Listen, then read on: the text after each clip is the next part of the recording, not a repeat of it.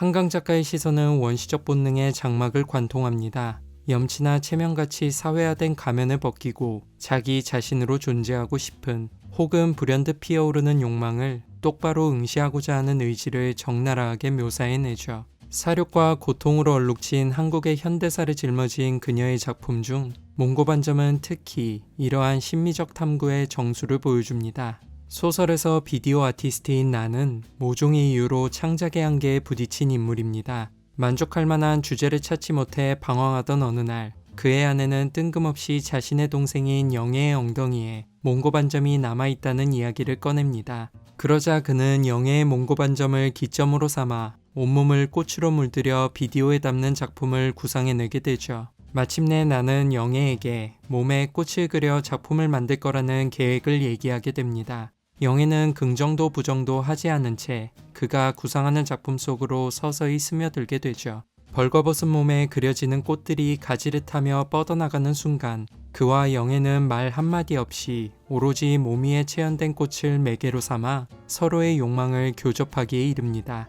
아마 이 소설을 읽고 나면 금기라는 단어가 가장 먼저 떠오르실 것 같은데요. 아무래도 결혼제도하에서 용납될 수 없는 관계의 내밀한 속내를 들여다보기 때문일 겁니다. 하지만 이 소설이 던지는 질문은 작품을 빙자한 나와 영애의 관계는 용인될 수 있는가가 아닙니다. 이보단 오히려 왜 나는 영애의 몽고반점에 집착하는가라는 질문이 더 적합하죠.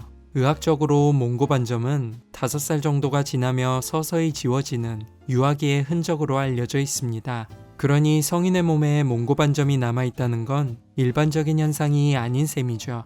나는 영애의 몽고반점을 보며 이해할 수 없다는 반응을 보이면서도 형언할 수 없는 원시성이 느껴진다고 말합니다. 성적 욕구, 도덕관념, 사회적 인과관계 등 모든 인위성으로부터 해방된 상태에서 그는 몽고반점을 중요한 전환점으로 삼게 됩니다. 쉽게 말해 살아 숨쉬는 꽃을 피울 수 있는 비옥한 토양으로 여기게 된 셈이죠.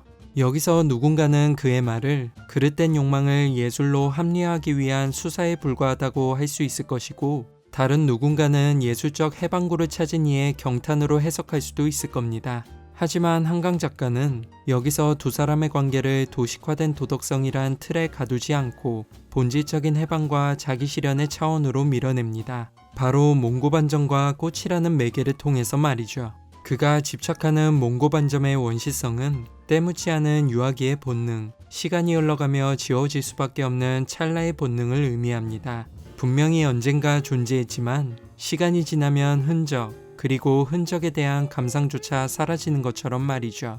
그런 존재가 성인의 육체, 그것도 평소엔 가려질 수밖에 없는 엉덩이에 남아있다는 건 겉으로 드러나진 않지만 내면에 존재하고 있는 인간의 순수함, 혹은 어떤 질서나 개념도 개입되지 않은 백지 상태의 자아를 의미합니다.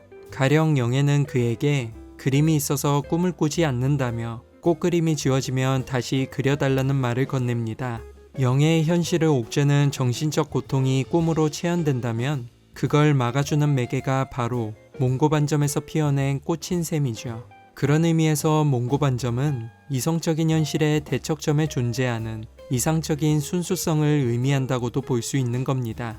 그런데 이런 해석에도 불구하고 우리가 끊임없이 나와 영애의 교감에 불편함을 느끼는 건 역시 한강 작가가 의도한 바처럼 느껴집니다. 두 사람은 주류의 질서와 상식에서 탈피하는 존재들이고 제3자의 시선에서 바라보는 우리는 그들이 벗어나고자 하는 질서에 편입되어 있는 존재이기 때문이죠. 하지만 이런 이분법에서 벗어나 우리가 주목할 건 나에게 영애는 예술적 해방구가, 영애에게 나는 정서적 해방구가 되어준다는 겁니다. 촘촘하게 짜인 현실이란 질서에서 두 사람은 그저 억압된 존재에 불과합니다.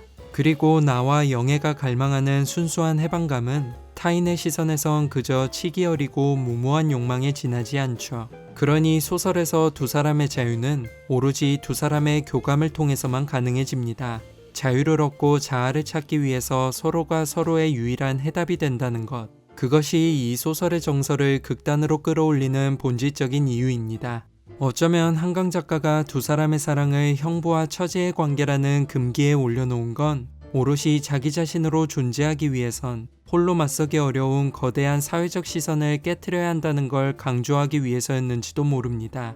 어쩌면 누구에게나 존재할지 모르는 순수한 욕망이지만 드러내는 순간 죄악이 되어버리는 세상. 그런 세상에서 있는 그대로의 욕망을 비디오 아트로 선명하게 담아내는 두 사람. 대비되는 두 세계의 경계선에서 우리가 마주하게 될 정서는 무엇일지 한 번 더 생각해 보게 됩니다. 지금까지 1인칭 시점이었습니다.